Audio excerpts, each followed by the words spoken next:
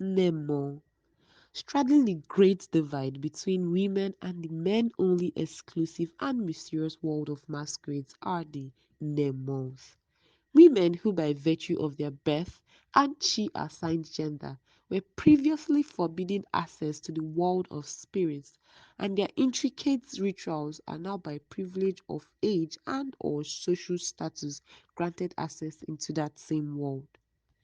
Name literally translated as Mother Masquerade or Mother of Masquerades are postmenopausal women who are initiated into the masquerade society by their husbands, sons if they are old and affluent enough, or brothers.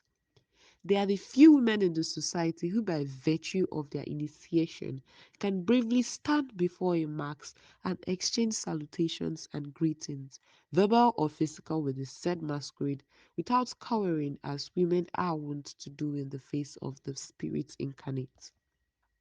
But in the exclusivity of this rule, that a woman's gender denies her access to the masquerade world until she attains a certain age and status in life and is then introduced by a male relative, lies an exception found in Oboolu, Obotu, and Obiporo parts of Onitsha Kingdom. For at birth, the Onyabas and the Oyowos are Nemo and have been known to accompany the famous and revered Molu during events without fear.